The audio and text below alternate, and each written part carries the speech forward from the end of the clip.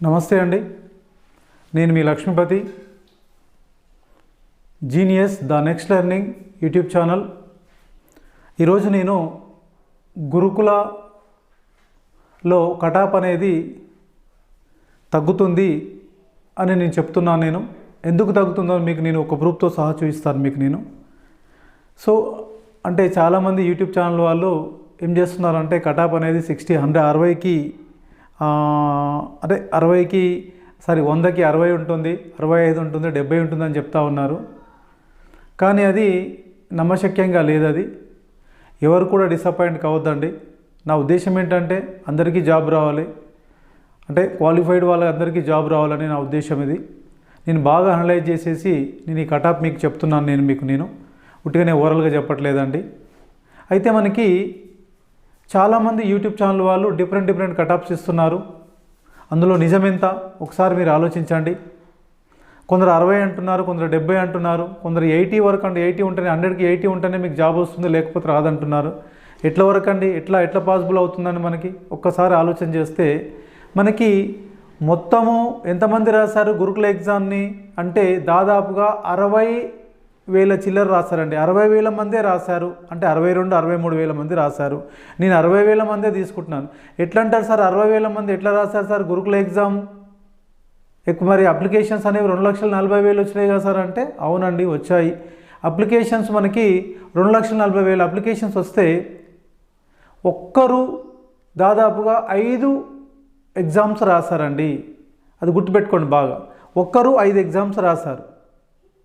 మరి ఒక్కరు 5 ఎగ్జామ్స్ రాసినప్పుడు మనం 4 తీసుకుందామండి. సో 6 × 60 × 4 24 అంటే 2,40,000 మంది ఎగ్జామ్ రాశారు అందులో అనుకుంటే. మరి చూద్దామండి మనకు ఎన్ని పోస్టులు ఉన్నాయి, అసలు కటాప్ అనేది ఎట్లా తగ్గుతుందో నేను మీకు చెప్పదలుచుకున్నాను ఇప్పుడు నేను. అదే నేను మీకు చెప్పేది ఇప్పుడు నేను. దయచేసి వీడియో మొత్తం స్కిప్ చేయకుండా చూస్తే మీకు అర్థమవుతుందండి. ఒకసారి వినండి. సో కొంతమంది డిఫరెంట్ కామెంట్స్ పెడుతున్నారు. నేను దాన్ని పట్టించుకున్నాండి. నాకు అవసరం కూడా లేదు, పట్టించుకోవడానికి అవసరం కూడా లేదు. చాలామంది నాకు చెప్పారు సార్ ఈ కటాప్ చేయండి సార్ అని చెప్పారు. దాదాపుగా 7 జోన్ల కటాప్స్ అనేది ఈరోజు నేను డిసైడ్ చెప్తున్నానండి. నేను మ్యాక్సిమం కటాప్ అనేది తగ్గుతూ ఉంటుంది. మళ్ళీ చెప్తున్నాను మీకు నేను.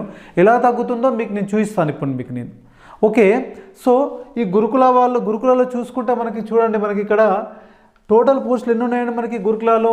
9,210 పోస్టులు ఉన్నాయి మనకు టోటల్ పోస్టులు గురుకులాలో. ఇక్కడ మనకి చూసుకుంటే సో 9,210 పోస్టులు ఉన్నాయి. అందులో టీజీటీ చూసుకుందామండి. ఇక్కడ టీజీటీ 4,006 పోస్టులు ఉన్నాయి. ఇందులో Telugu, Hindi, English, maths, science, physics, biology and social అని చెప్పేసి ఇన్ని పోస్టులు ఉన్నాయండి ఇందులో మొత్తం ఉంటాయి. ఇక నెక్స్ట్ వచ్చేసి డిఎల్ పోస్టులు 793 పోస్టులు ఉన్నాయండి. అన్ని సబ్జెక్టులు కలుపుకొని మొత్తం 7 జోన్లలో 793 పోస్టులు. జేఎల్ 1530 పోస్టులు ఉన్నాయి. ఈ జేఎల్ అనేవి గురుకుల జేఎల్స్ అండి ఇవి. సో తర్వాత పీజీటీ ఉన్నాయి. ఈ పీజీటీ 1276 పోస్టులు ఉన్నాయి మొత్తము అన్ని సబ్జెక్టులు కలుపుకొని. నెక్స్ట్ టీఎస్పీఎస్సీ జేఎల్ అనేది 1329 పోస్టులు ఉన్నాయండి మొత్తం. సరే ఓకే. ఈ పోస్టులని మనకి ఇలా ఉన్నాయి మనకి పోస్టులు. సో తర్వాత అనేది మనకి చూసుకుంటే చూడండి, ఇప్పుడు మనకి మొత్తము మనకి ఎంతమంది ఎగ్జామ్ రాశారంటే ఇక్కడ మనకి దాదాపుగా 60,000 మంది ఎగ్జామ్ రాశారు మొత్తం. మరి మొత్తం 7 జోన్లలో కలుపుకొని 60,000 మంది 7 జోన్లో కలుపుకొని 60,000 మంది ఎగ్జామ్ రాస్తే మనకి ఎన్ని అండి చూసుకుంటే ఇక్కడ మనకి ఎన్ని జోన్స్ ఉన్నాయి? 7 జోన్స్ ఉన్నాయి. 60,000 డివైడెడ్ బై 7తో చేసుకోండి. అంటే అప్రాక్సిమేట్ వాల్యూ తీసుకుంటున్నాను. ఒక జోన్లో ఎక్కువగా ఉంటారు, ఇంకొక జోన్లో తక్కువగా ఉంటారండి. కాబట్టి 7 జోన్లు వేసుకుంటే మనకి ఎంత వస్తుందండి? మనకు దాదాపుగా 8,571 మంది వస్తున్నారు ఇక్కడ మనకి. ఎవ్రీ జోన్ ఆల్ సబ్జెక్ట్స్, ప్రతి జోన్లో ఆల్ సబ్జెక్టులో 8,571 మంది వచ్చేసినారండి. Okay right. మనకి మొత్తం ఎన్ని సబ్జెక్ట్స్ ఉన్నాయండి? ఇప్పుడు నేను మీకు చెప్పేది ఏంటంటే టీజీటీ గురించి చెప్తున్నాను. నేను అన్ని సబ్జెక్టుల యొక్క టీజీటీ గురించి చెప్తా ఉన్నాను.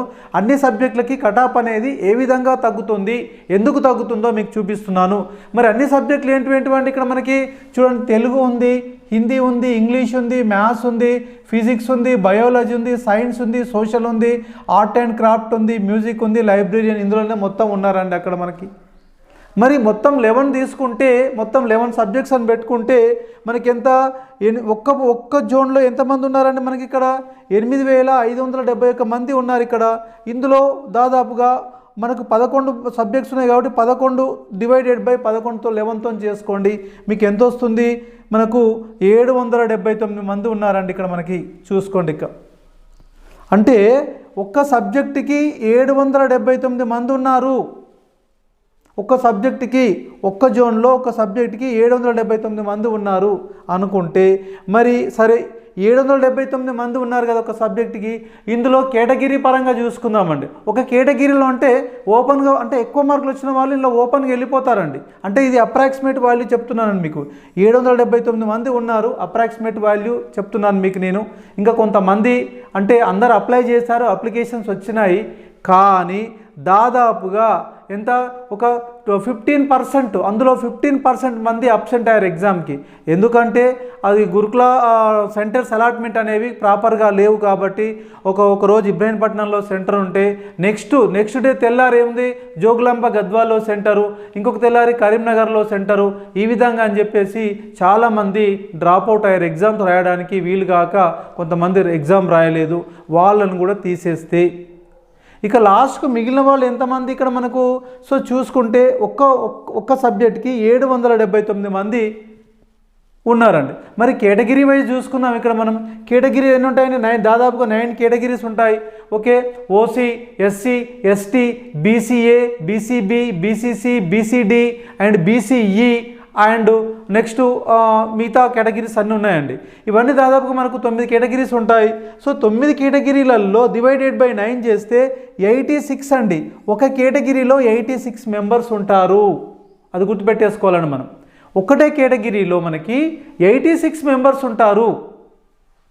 మరి ఒక్క కేటగిరీలో 86 మెంబర్స్ అంటే ఇది అన్ని కేటగిరీలో 86 మెంబర్స్ ఉండరండి. నేను అప్రాక్సిమేషన్లో చెప్తున్నాను, అప్రాక్సిమేట్ వాల్యూస్ తీసుకొని చెప్తున్నాను. కొన్ని కేటగిరీలో ఇంకా తక్కువ ఉంటారు, కొన్ని కేటగిరీలో మా అంటే ఒక 10 పోస్టులు అటు ఇటు ఉంటాయన్నమాట. సరే, మరి ఒక కేటగిరీలో 86 మెంబర్స్ ఉన్నప్పుడు మళ్ళీ దీన్ని ఏం చేసుకోవాలి?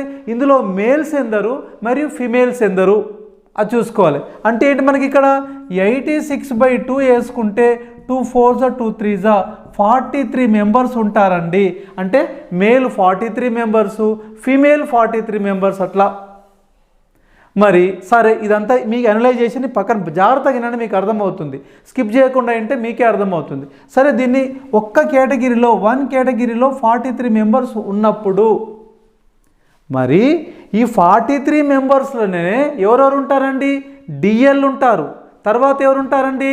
జేఎల్ ఉంటారు. 43 మెంబర్స్నే డిఎల్ ఉంటారు, జేఎల్ ఉంటారు, పీజీటీ ఉంటారు, టీజీటీ ఉంటారు. అర్థమవుతుందా అండి? టీజీటీ ఉంటారు. ఇంతమంది ఉంటారండి, 4 ఉంటారు ఈ 43 మెంబర్స్లో. మరి ఈ 43 మెంబర్స్లో దాదాపుగా ఎందుకంటే డిఎల్ వచ్చిన వాళ్ళకి జేఎల్ వస్తుంది, తర్వాత ఏమొస్తుంది? పీజీటీ వస్తుంది, టీజీటీ వస్తుంది కదండి. మరి డిఎల్ వచ్చిన వాళ్ళు ఈ 3 జాబులు వదులుకుంటారు కదా, కంపల్సరీ 3 జాబులు పక్కన పెట్టేసుకుంటారు కదా. కాబట్టి ఈ 3 పోస్టులు ఇక్కడ వేకెన్సీ అవుతాయి ఇక్కడ మనకి. మరి అలాంటి సిచ్యువేషన్లో ఈ ర్యాంక్స్ అనేవి ఫర్ ఎగ్జాంపుల్ మనకు ఏ అనే పర్సన్కి డిఎల్ వచ్చింది, జేఎల్ వచ్చింది, పీజీటీ వచ్చింది, టీజీటీ వచ్చిందండి. అంటే ఈయనకి ఈ మార్కులు దాదాపుగా మార్కులు మనకు ఇందులో మంచి మెరిట్ మార్క్స్ వచ్చాయి కాబట్టి పైకి వెళ్ళిపోయిన డిఎల్ తీసుకున్నాడు. అంటే ఈ 3 పోస్టులు వేకెన్సీ అయ్యే ఛాన్సెస్ ఉంటుంది. మరి ఇట్లాగే ఒక 10 మంది, ఒక 15 మంది సెలెక్ట్ అయ్యారు. ఏది కొంతమంది డిఎల్లో సెలెక్ట్ అయ్యారు, కొంతమంది పీజీటీలో సెలెక్ట్ అయ్యారు, కొంతమంది జేఎల్లో సెలెక్ట్ అయ్యారు.